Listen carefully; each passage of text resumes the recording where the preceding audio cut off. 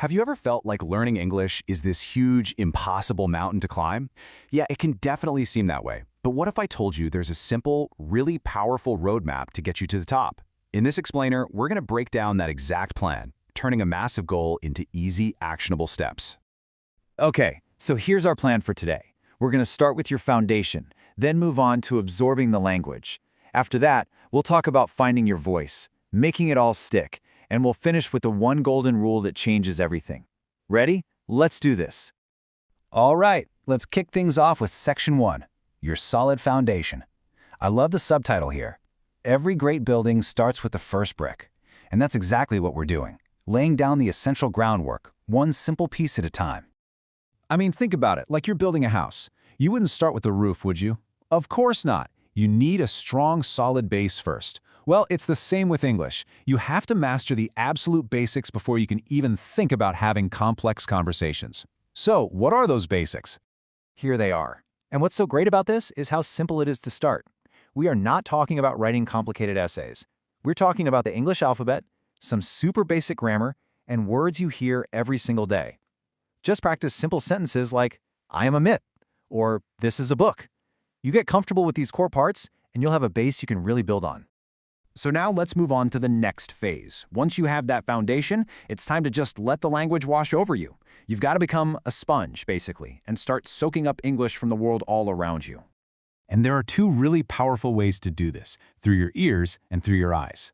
For your ears, just listen to everything you can. Cartoons, songs, YouTube, podcasts. Really pay attention to how words sound. Then, for your eyes, read simple stuff like short stories or comics. And, this is key, keep a notebook to copy down new words. You need both of these, listening and reading, to get the rhythm of English. Okay, you've built your base, you're absorbing the language like a pro. Now comes the part that can feel a little scary. It's time to actually start creating English yourself.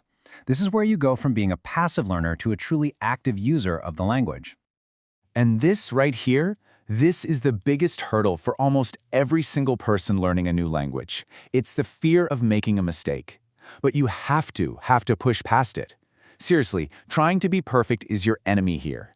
The goal isn't perfection. The goal is just practice. Speaking, even with mistakes, is how you really truly learn.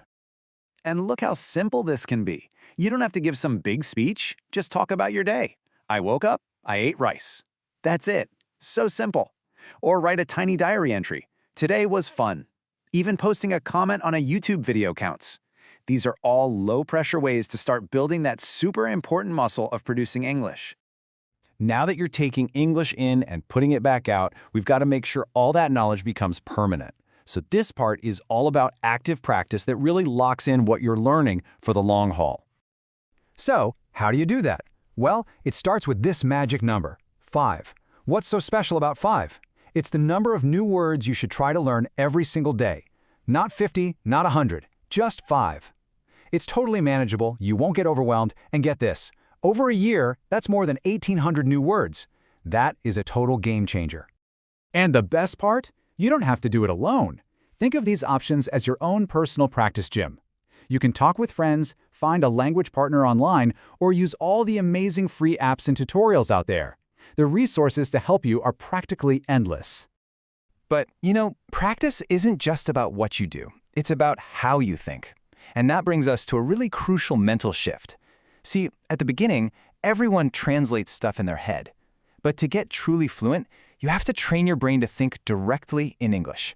So instead of thinking of the word pani and then translating it to water, you just see water and your brain goes straight to water. Trust me, it feels like a huge leap forward when that starts to happen. We've covered the foundation, the input, the output, and the practice. But there is one golden rule that ties all of this together. You can think of it as the secret ingredient that's going to guarantee your success.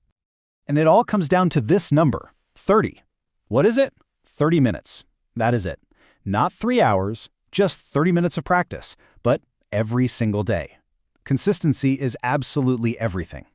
A small, steady effort every day is so much more powerful than a long, intense study session just once a week. You just have to make it a habit, like brushing your teeth. And for those days when you feel like you're not getting any better, just remember this. Every single word you learn, every sentence you try to speak, every minute you practice, that's a win. That is a step forward. And every single step, no matter how tiny it feels, is getting you closer to your goal. So, let's end with a question for you. Don't wait for tomorrow. This whole plan works, but it only works if you actually start. So what's the one small thing you're going to do today, like right now, to practice your English? Maybe it's learning one new word, or just saying one sentence out loud. Whatever it is, just do it now, and believe me, you'll be on your way.